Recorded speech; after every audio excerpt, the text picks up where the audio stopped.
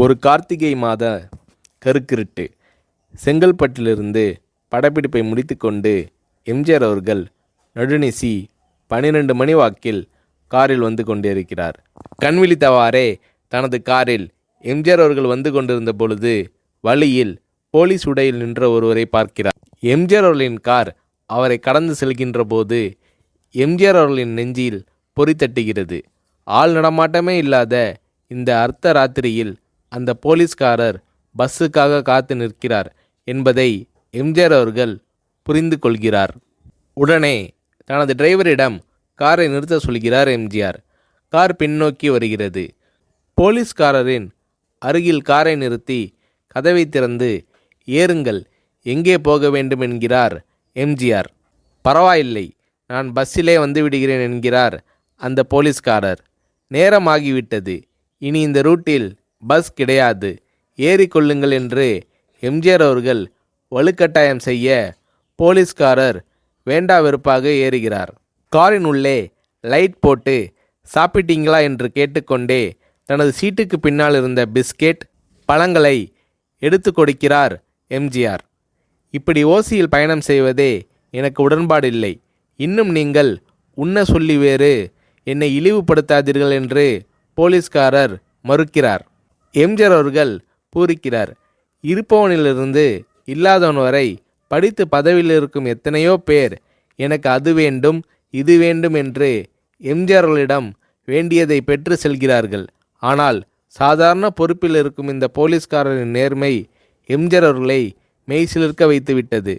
எம்ஜிஆர் அவர்களின் கார் கத தூரத்தில் வந்து கொண்டிருந்தாலும் காரின் நிறத்தையும் ஒளியையும் மனம் கமலும் ஓடிக்கான் வாசனையையும் வைத்து இது எம்ஜிஆர் அவர்களின் கார் என்றும் கார் சென்ற தடத்தை தொட்டு வணங்குகின்ற அளவுக்கு புகழுடன் திகழ்ந்த நேரம் அது. அரை மணி நேரம் கார் சென்று கொண்டிருக்கிறது.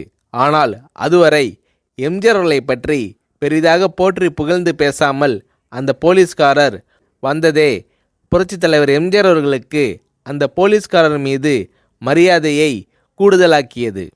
நான் தான் எம்ஜிஆர் என்கிறார் எம்ஜிஆர். கேள்விப்பட்டிருக்கிறேன் என்கிறார் அந்த போலீஸ்காரர். பொன்மனச்செம்மல் எம்ஜிஆர் அவர்களின் முகத்தில் கோபம் இல்லை, பதிலுக்கு பொன்முறுவல் மலர்கிறது. என் படங்களை பார்த்து இருக்கிறீர்களா என்று கேட்கிறார் எம்ஜிஆர். நான் சினிமாவே பார்ப்பதில்லை என்கிறார் அந்த போலீஸ்காரர். புரட்சித் தலைவர் எம்ஜிஆர் அவர்கள் இன்னும் பிரமிக்கிறார். இப்போது கார் சத்தத்தை தவிர ஒரே நிசப்தம். போலீஸ்காரர் தனது வீட்டிற்கு 1/2 கிலோமீட்டர் தூரத்திற்கு முன்பே காரை நிறுத்த சொல்லி இங்கேயே இறங்கிக் கொள்கிறேன் என்கிறார். ஏன், நீங்கள் குறிப்பிட்ட அந்த விலாசம் இன்னும் 1/2 கிலோமீட்டர் தூரம் இருக்கிறதே என்கிறார் எம்ஜிஆர். சாதாரண போலீஸ் உத்தியோகத்தில் இருக்கும் நான் காரில் வந்து இறங்கினால் என் வீட்டிற்கு அருகில் உள்ளவர்கள் என்னை தவறாக நினைத்து கொள்வார்கள். இதுவரை இப்படி நான் யார் காரிலும் ஓசியில் வந்து பழக்கமில்லை. நீங்கள் இவ்வளவு தூரம் செய்த உதவிக்கு நன்றி என்கிறார் அந்த போலீஸ்காரர். புரட்சித் தலைவர் எம்ஜிஆர் அவர்கள் அதற்கு மேல் எதுவும் பேசவில்லை. அவர் எந்த போலீஸ் ஸ்டேஷனில் பணிபுரிகிறார் என்பதை மட்டும் கேட்டு தெரிந்து கொண்டு கிளம்புகிறார். அடுத்த நாள் செங்கல்பட்டு போலீஸ் ஸ்டேஷனுக்கு ஃபோன் செய்து நான் எம்ஜிஆர் பேசுகிறேன் என்கிறார் எம்ஜிஆர். ஃபோனை எடுத்த டிஎஸ்பி உதறலோடும் உற்சாகத்தோடும் தலைவரே வணக்கம் என்கிறார். இரவு சந்தித்த போலீஸ்காரரை பற்றி விசாரிக்கிறார் எம்ஜிஆர். அந்த டிஎஸ்பி சொல்கிறார், நீங்கள் குறிப்பிடும் அவர் இன்று விடுப்பில் இருக்கிறார். அவர் கையூட்டு வாங்காதவர், கடமை தவறாதவர், காவல்துறையின் நேர்மைக்கு இவரே இலக்கணம். வெற்றிலை பாக்கு, பீடி, சிகரெட் போன்ற போதை வஸ்துக்கள், நாடகம், சினிமா போன்ற பொழுதுபோக்கு அம்சங்களையெல்லாம் இவர் அறியாதவர். கல்யாண வயதில் உள்ள 3 பெண்களையும் கரை சேர்க்க முடியாமல் கஷ்டத்தில் இருக்கிறார் என்கின்ற விபரம் டிஎஸ்பியால் எம்ஜிஆர் அவர்களுக்கு சொல்லப்படுகிறது.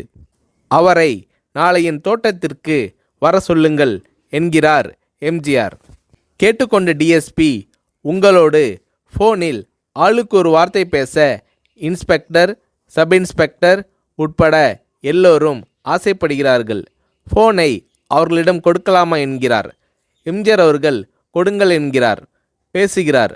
அந்த போலீஸ் ஸ்டேஷனே புண்ணியம் பெற்றதாக மகிழ்ச்சி அடைகிறார்கள் அந்த போலீஸ்காரர்கள்.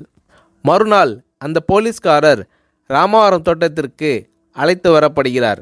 அவரிடம் பேப்பரில் மடித்த பெரிய பணக்கட்டை கொடுத்து, இதை வைத்து உங்கள் பெண்களின் கல்யாணத்தை நடத்துங்கள் என்கிறார் எம்ஜிஆர். போலீஸ்காரர் மறுக்கிறார்.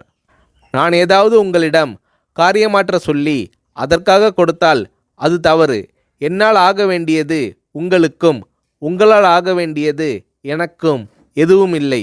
நான் உங்கள் கூட பிறந்த ஒரு சகோதரனாக நினைத்து கொடுக்கிறேன், பெற்றுக்கொள்ளுங்கள் என்று சொன்ன பிறகு கேட்டும் கூட கிள்ளி கொடுக்காத கனவான்கள் வாழும் இந்த உலகில் ரோட்டில் நின்றவனை அழைத்து சென்று அள்ளி கொடுத்த எம்ஜிஆர் அவர்களின் கருணையில் நெகிழ்ந்து போய் பெற்றுக்கொள்கிறார் அந்த போலீஸ்காரர். பிறகு ஒரு தேதியில் புரட்சித் தலைவர் எம்ஜிஆர் அவர்களே சென்று அந்த போலீஸ்காரரின் 3 பெண்களின் திருமணத்தையும் நடத்தி வைத்து வாழ்த்தி இருக்கிறார்.